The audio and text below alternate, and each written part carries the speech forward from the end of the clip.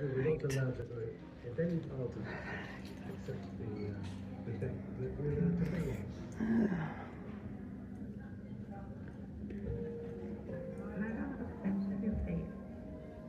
herself in every way. She couldn't bear the thought of it, but she didn't know why. And when she got all of this gift from my father and said to her, now what are you afraid of? Such a beautiful. This is when they were searching for the Titanic. It's getting too many people's way. Let's zoom in.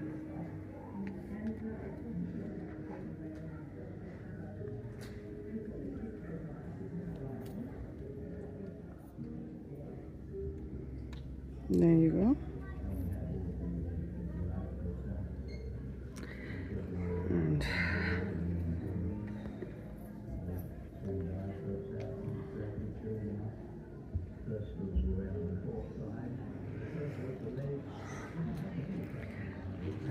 And it says Degusta Box's dive gear.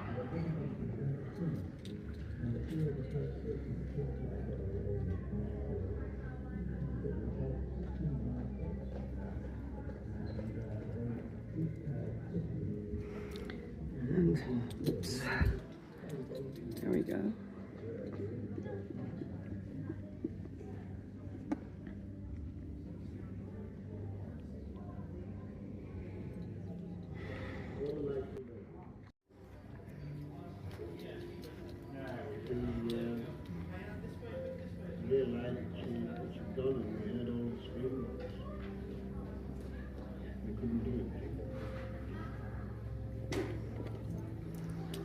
Then it says, between 1984 and 85, Ballard successfully located the two submarines.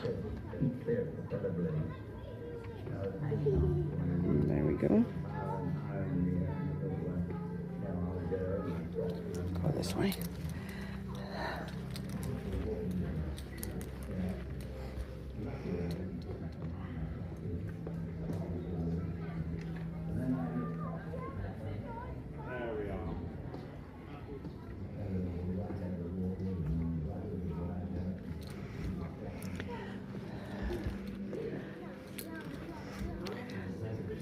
Preparing for a dive to the Titanic.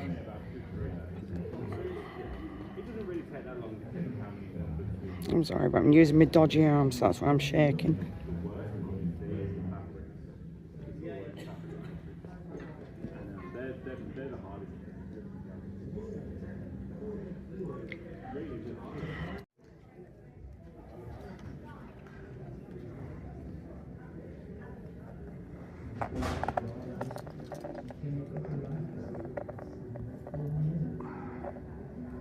Launching the nautile. That's it, nautile.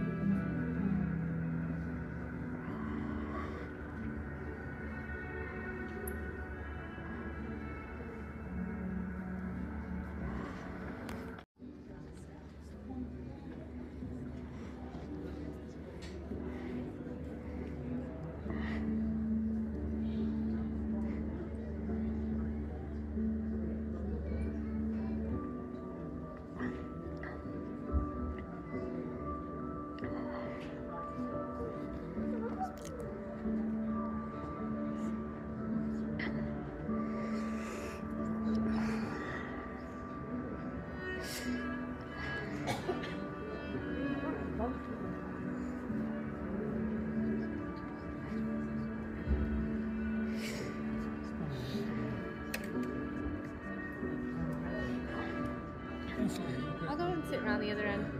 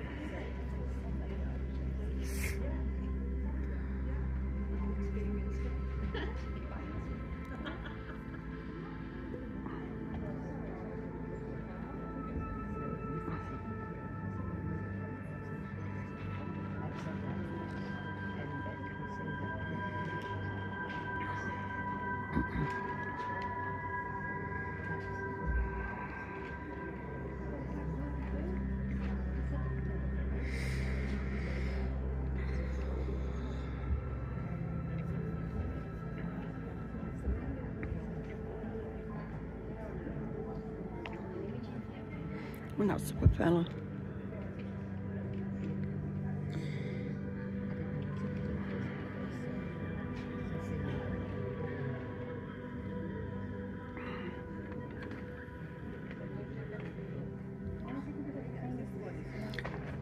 It's like a type of lantern or something. Wow.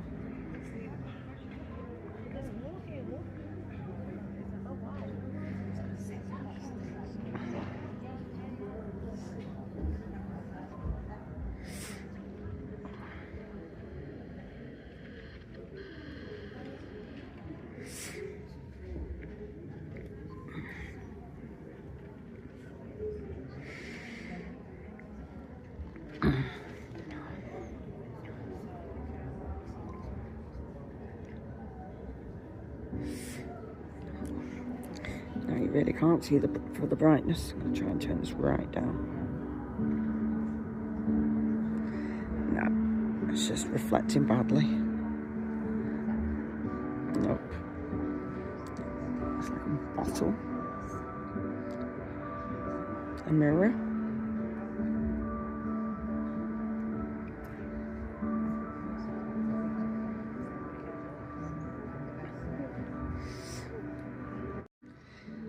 Press the record off by accident because I had a spasm attack.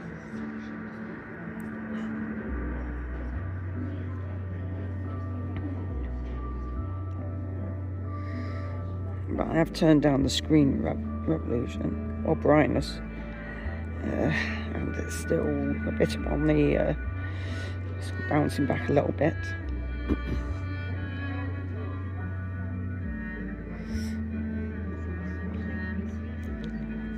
I mean, even for the 80s, the machinery is quite impressive.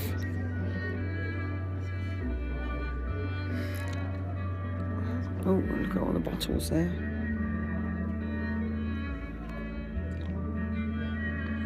Wow.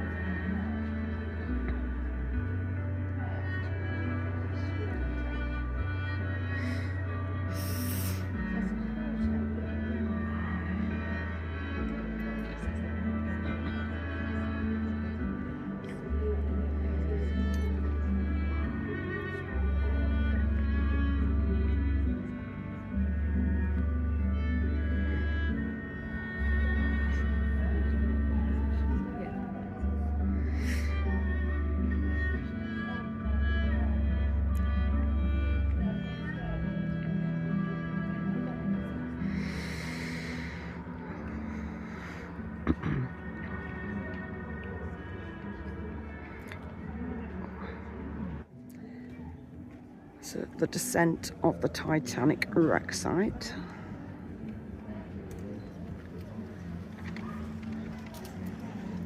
The net bag and styrofoam cup taken to the wreck site, 2001.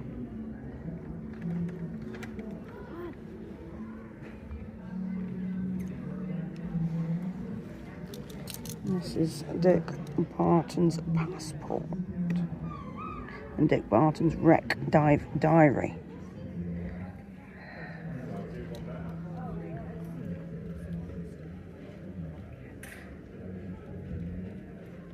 That's easy. Seabed recovery operations. Seabed recovery operations.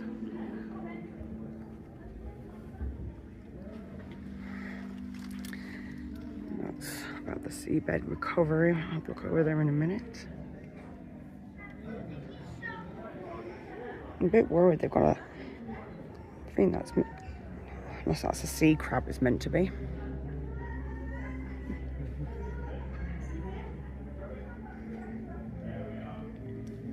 And then if I can get over, I'm gonna zoom in. Don't get in anybody's way. Seabed recovery. It says recovering large and delicate artifacts from the Titanic wreck site. Repairs. Sorry, not repairs. Requires miraculous planning and specialized engineering. So we'll zoom out a little.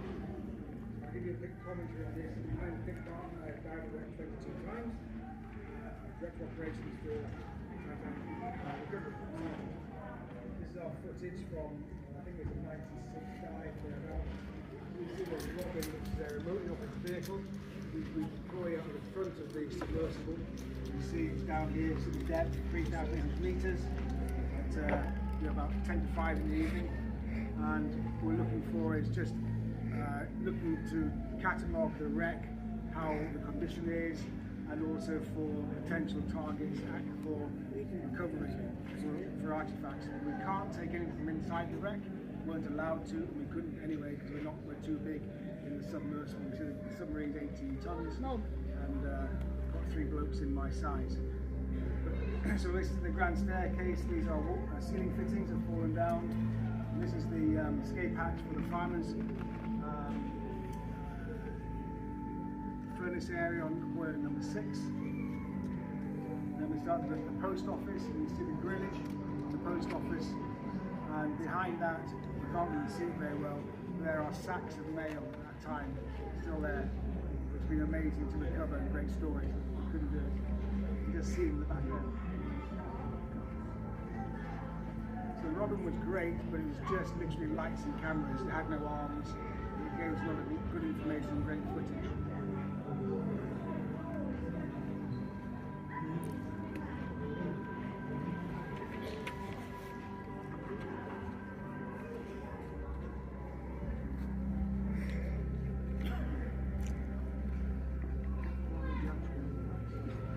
So So a dive typically between 40 and 18 hours, 19 hours from top to bottom, so 2 hours down, time on the deck, wherever you were, whether it's bow section, debris field, or stern, and then 2 hours transition back up.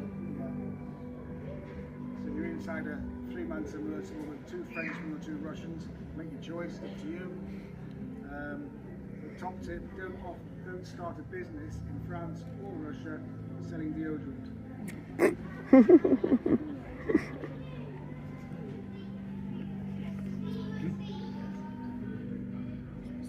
So we work all the time, and you see there 10 to 4 in the evening. These are at initial depth, 3,800 meters. So we're nearly at the bottom of the wreck. Bear in mind that the height from the B or C deck, where this would have been, down to the tank deck, and the actual base of the actual ocean seabed, is another 100 meters, probably.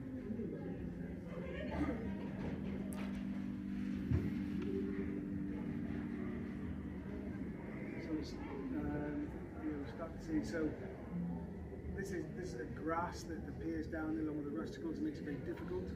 You can see a lot of debris in the floating, and there's about a knot of current down there as well, which is quite hard to fight against when you're trying to drive a submersible and pick something up or look at something. So packing boxes, crates. Robin was a great little kit when it flew in, but the problem was it would bump some of the rusticles, which then either sit on top of it and make it very heavy and you couldn't fly it. You'd have to winch it back out, or it just would get misted and clouded by the floating debris.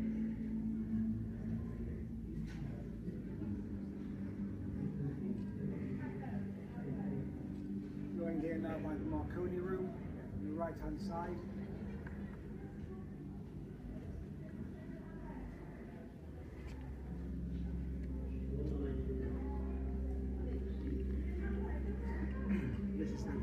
Section on the starboard side, going back into the officers' quarters. Down hatch number 2, there are 3 hatches, 1, 2 and 3, 1 at the front, 3 at the back. And this is where all the luggage was, netted luggage was loaded in and lowered down and stored.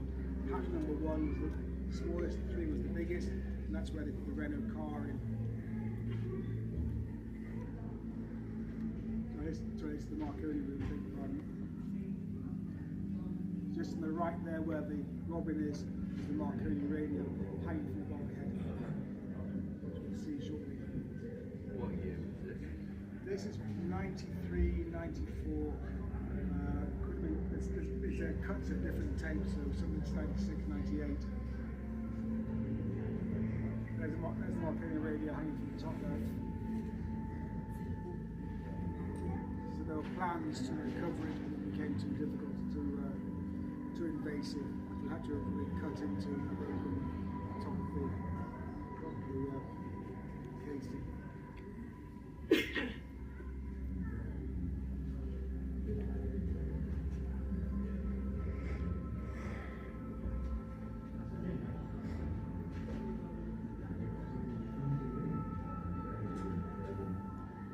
This is just around and above where the iceberg struck, and pulled the plating away, and as the bow section crashed at 35 miles an hour, it buckled again further back.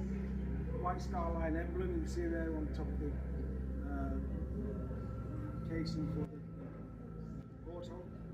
Now we're down to the stern section, onto the port propeller.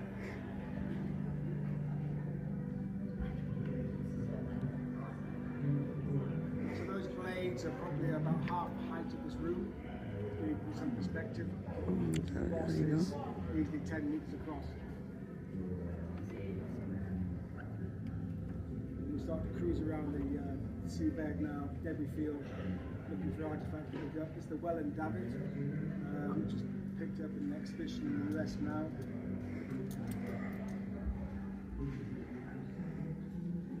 One of the 6 boilers. It's a sit on the stern debris field.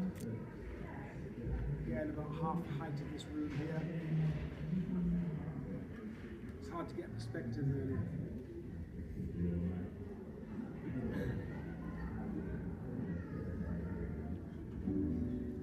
We start to go through debris field again. It's a lady's hairbrush, an ivory hairbrush, a third-class dinner plate, bowler hats. So all of these artifacts were picked up, conserved in an exhibition. The veranda cafe window, which was picked up, and they were picked up and placed inside the belly basket of the teal. Using different tools, suckers and scoops.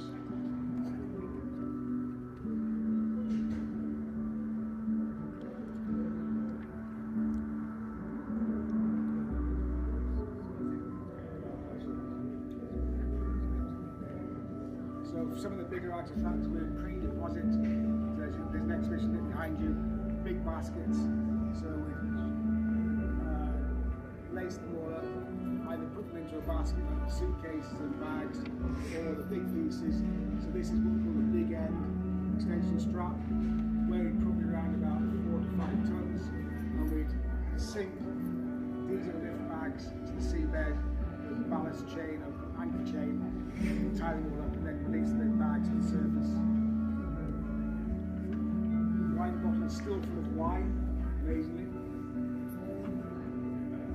It's a piece of the swimming pool tile.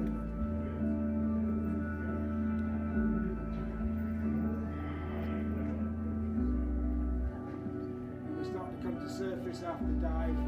Rescue divers come into the water and recover artifacts like so this porthole here wouldn't be left in the recovery back on board in case it was lost. So it's tied in by the diver, secured.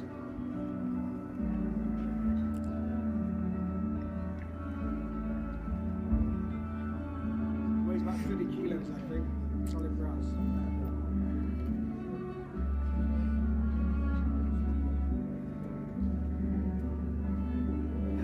So we all took it in turns, rescue divers or submersible pilots or just crew generally.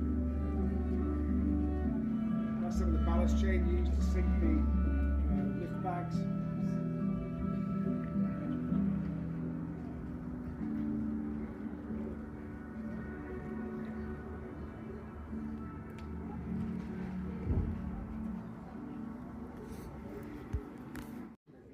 Explosion power of water.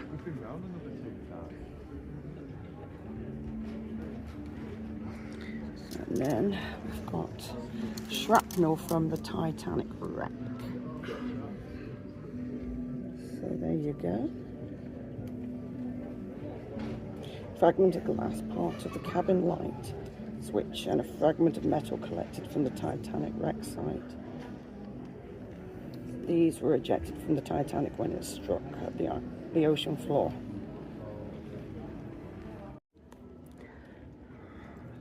Trying to rust.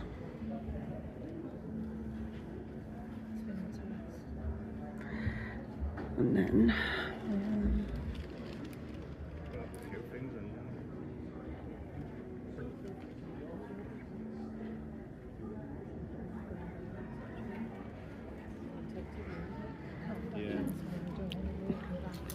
The last people to go down there were that submarine that exploded. so that's RMS Titanic Rustical. There you go.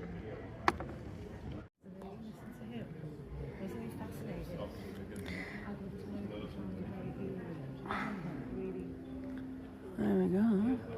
That's part of it. Like how the light's like shimmering on there to make it look like water going down it, or in the water. So that's just basically a replica, but still pretty cool. And then there's no entry, but still look at that flag.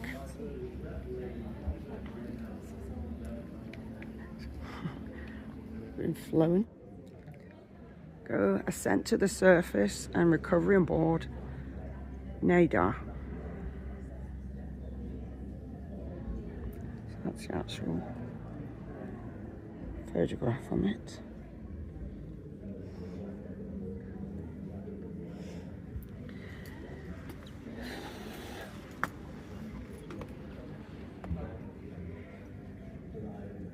It's quite interesting the cherub has to be under the water.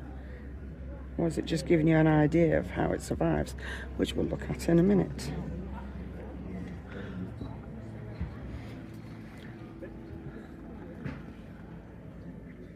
Right, go.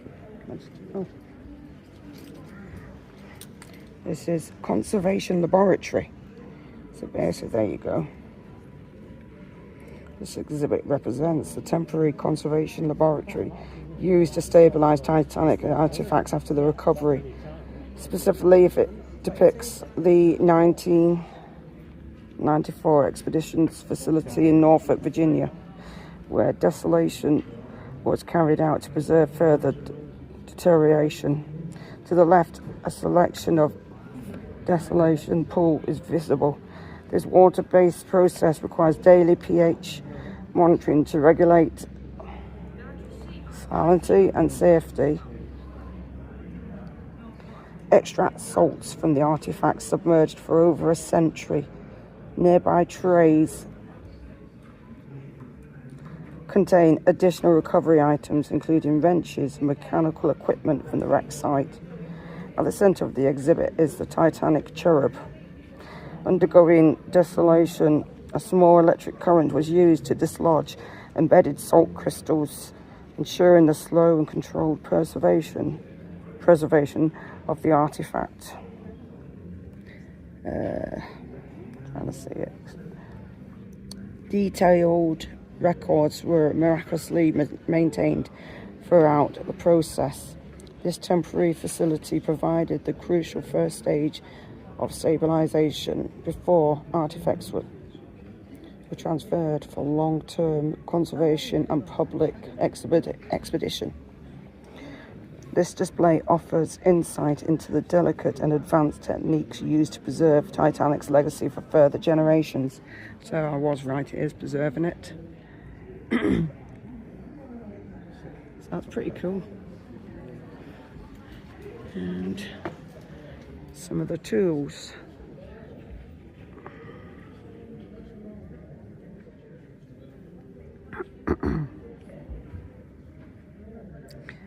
Titanic Artifacts Conservation Process Laboratory. And then we go around, right? And we've got Chinaware.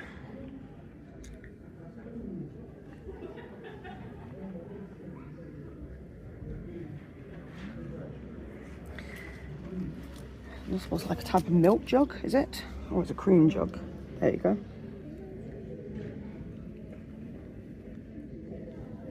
It is that. The RMS Titanic Cafe Parasitian cream jug. Very nice. Oh, Titanic fragments.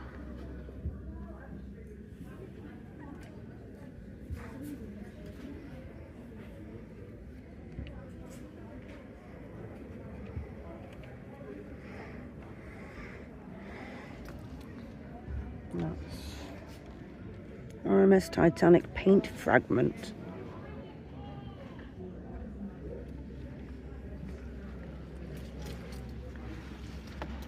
Rust from the Titanic.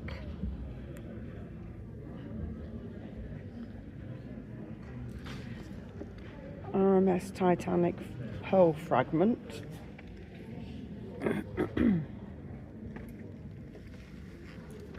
And then it says the fate of the Titanic wreck.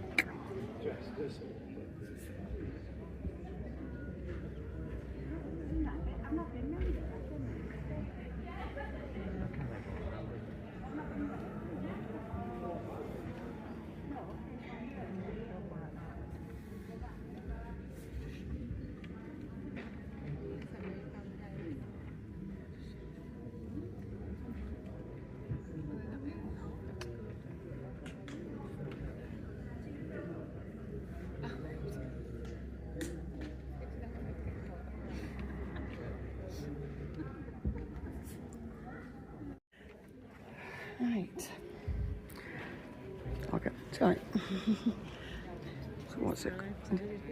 Passengers and Crew Memorial Wall. So there you go. So these will be all the people that are on it. So I'll get over there in a minute.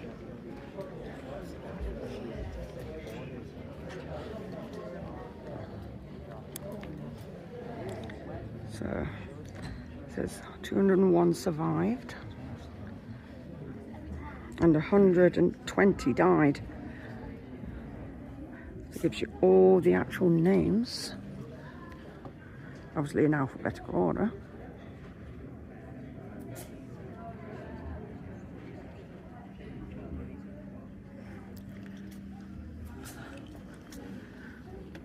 So, Passengers and Crew Memorial Wall. Discover the fate of your passenger and hear the actual voices of those who survived the disaster. And it goes through the second class passengers. 118 survived, 152 died. Wow.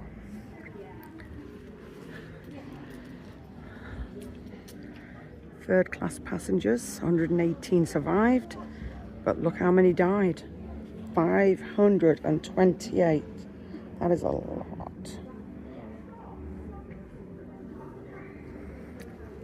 Wow. Then we've got deck crew. Right, can I just come past your sign? Then you can go that way. Thank you. Deck crew. And it said 23 had died.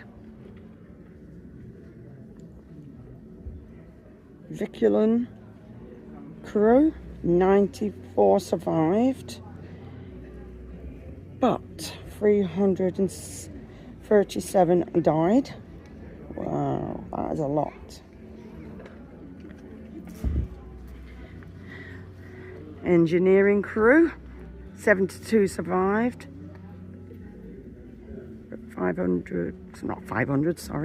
253 died. Guarantee group, 9 passed away or died. Musicians, 8. So basically they stayed with the ship and went down with it. Restaurant staff, 3 survived, but 66 died. Pretty bad, really. There we go. Milvina Dean's personal archive. Or she called herself Eliza Gladys Dean.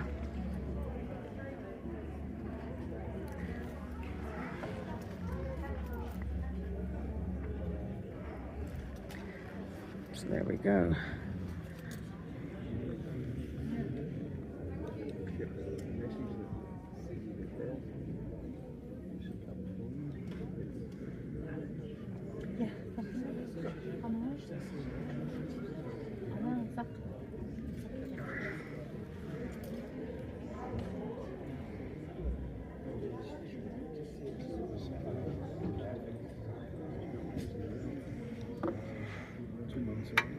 Oops.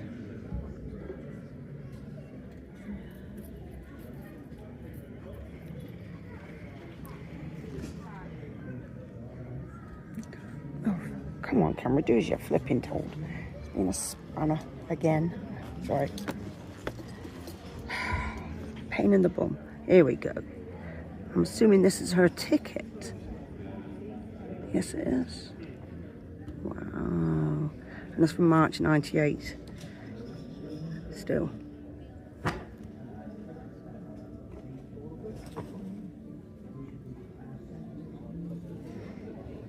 This is basically when she was coming to visit it. And this is when the lady passed away.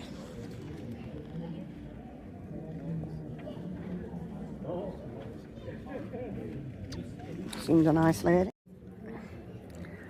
Supporting those left behind.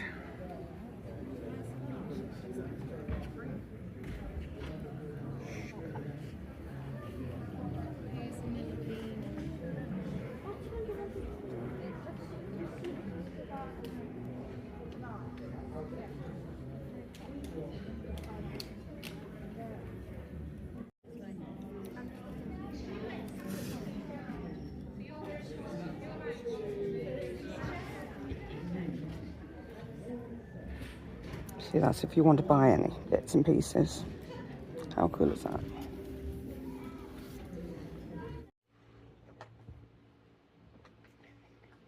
Right. So, I bought some merch.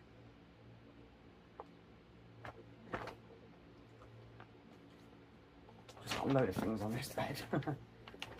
Sorry about the noise in the background. There's a big fan on because it's really hot.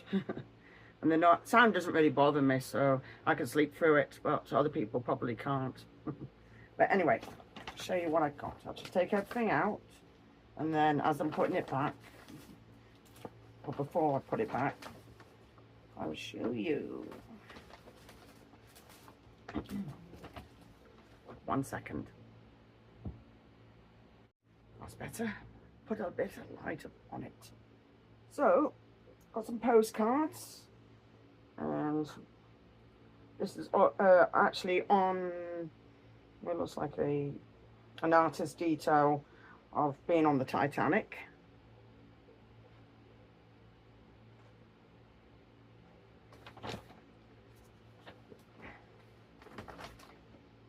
Then we have the Titanic.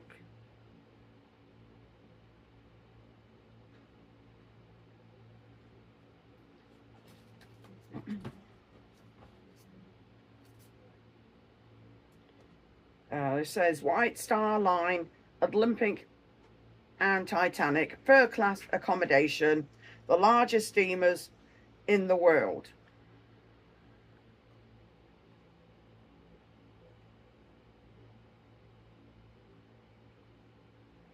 And this actually says front cover of the third class accommodation booklet for White Star Line. So there you go.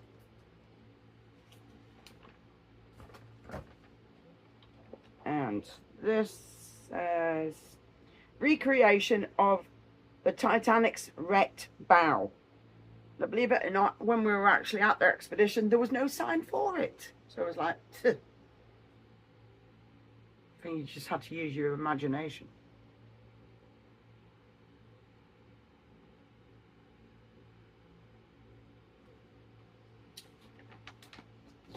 Then I got a replica of the newspaper from the Titanic, of when it went down, and that's the photograph of the Titanic.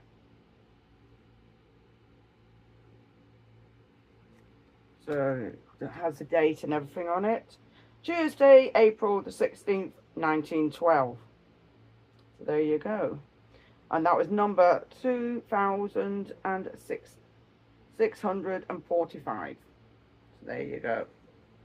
And the price was 1/2 penny. Cool.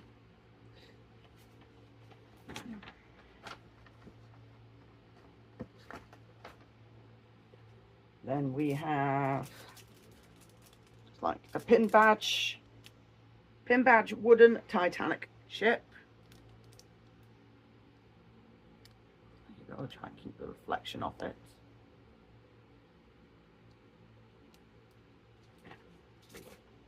And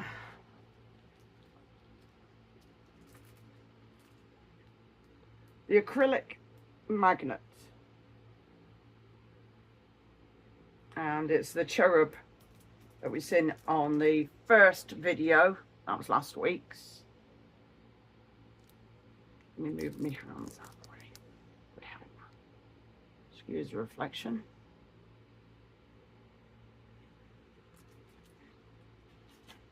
And then we're given a leaflet, and it says final call. So basically it's saying the last date for if anybody wants to go to the expedition is September 2025. So that's if anybody actually wants to go. So there's bits of the information.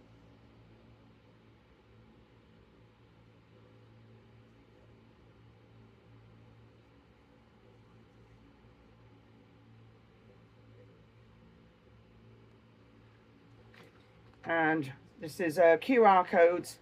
So it says, you know, thank you for visiting our expedition. And basically you can just leave your feedback. And then the next one is need to speak to us about your ticket, which obviously I don't, because everything went through pretty perfectly well. So this was given to everybody who was purchasing merch at the end. So, and then we were given a leaflet right at the beginning, which said that we could go for, with every hot drink, you'd get a free tray bake. And we didn't bother going. We actually just walked into the actual place. It was right next door, and walked out. It was just, the prices were really, really over the top. Besides, I'm not eating cake. Even though it looks like I eat loads of cake, I don't. The funds of my stomach keep swelling up. Anyway, this is the cat that was on the Titanic, which was called Jenny. And if you remember on the first video, Jenny had actually had her kittens actually on the ship, and the poor girl went down with the ship with her kittens. So I thought, oh, poor kitty. It's funny how we seem to like or care more about animals than people. Or is that just me? There you go. And then I got a signed photograph of Dirk Barton. So that's his actual autograph, because he was actually signing them afterwards.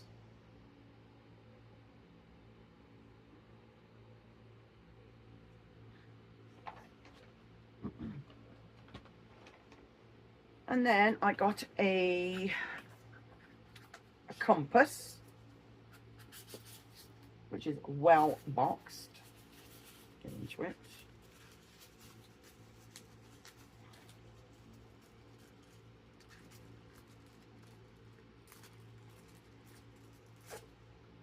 Right. So on the front, RMS Titanic, launched 31st of May 1911.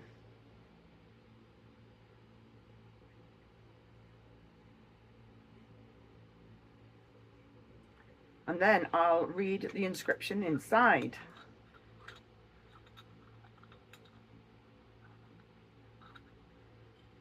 Oh, take these off, I don't need them all. It says, name, RMS Titanic, launched 31st of May 1911. Length, 882 feet. 269 meters. Beam, 92 feet, 28 meters. Top speed, 24 knots. Home port, Liverpool. Owner, the White Line. Built by Harland and Wolff, Belfast RMS Titanic is perhaps the most famous ship in the world for all the wrong reasons. Considered unsinkable, her maiden voyage ended in disaster, leaving Southampton on the 10th of April 1912, en route to New York. She collided with an iceberg at 11:40 on the 14th of April, and then sank and took 2 hours and 40 minutes later, with loss of more than 15,000 lives. The largest and most, I think it's 1,500 to be honest, but they've not actually put a little dash there. There you go, to separate the numbers. But yeah, the largest and most luxurious ship afloat was only carrying enough life jackets for half the passengers on board. So I'll show you the inside of that. Hopefully I can keep the reflection off.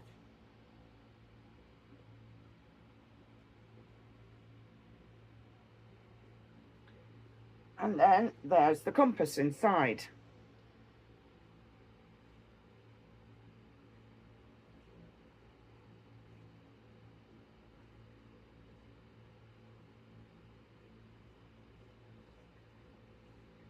So there you go. And I just like how it just screws on. Pretty cool, actually. And obviously, I'm going to be putting that away. So no, that is not going to be on part of a giveaway. I will try and do a giveaway tonight on tonight's live. So yes, I hope you enjoyed the video. Sorry for the shakiness. Like I said, my gimbal stopped working. The battery just gone flat. So it's like the energy was completely zapped out of it. So there you go. Anyway, I hope you enjoyed this video. Please like, share and subscribe. And thank you for watching. Bye.